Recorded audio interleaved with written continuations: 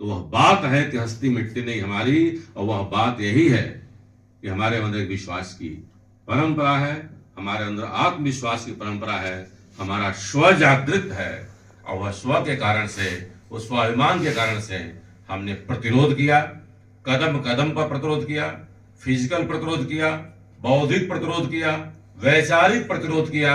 और इसके कारण हुआ कि जिसके राज्य में सूर्यास्त नहीं होता था उनको भी 1947 में बैगेज यहाँ जाना पड़ा, और हमारा लड़का वहाँ बैठकर शासन कर रहा है, और भारत माता की जय कहने में, जय श्री राम कहने में उसको संकोच नहीं है। ये बात है कि हस्ती मिटती नहीं है। इसलिए आवश्यक है कि भारत का इतिहास को हम जाने, और भारत के इतिहास के जो मूल तत्व हैं, जो हिस्टोरिकल रूट्स हैं, उसको पहचानने की आवश्यकता करें।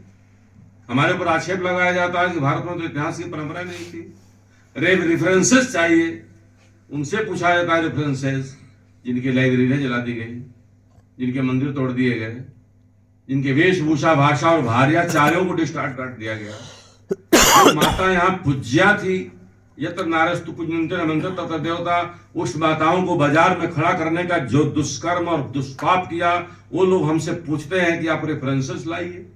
जिन लोगों ने हमारे लाइब्रेरियों को जला दी, जिनने हमारे मठ मंदिरों को तोड़कर ध्वस्त कर दिया, वो हमसे कहते हैं कि इतिहास में रेफरेंसेस लाइए।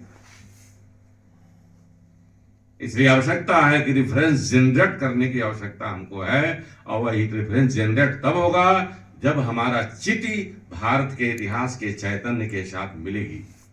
ऐसा कहा कि जननी जन्मभूमिश्च स्वर्गादपि गरीयसी, यह धरती माता है, और धरती माता से पुत्र का जो संबंध होता है, जो चित्त की एकात्मता होती है, ऐसे भारत से और भारत के इतिहासकारों के चित्त की एकात्मता जब होगी तो भारत का इतिहास निकल के आएगा। वह स्वाभिमान का इतिहास होगा, वह स्व का इतिहास होगा, वह स्वतंत्रता का इतिहास होगा, वो राम का इतिहास होगा, वो रामायण का इतिहास होगा, और वह भारत का इतिहास होगा। दुर्भाग्य से भारत के इतिहास में भारत नहीं है।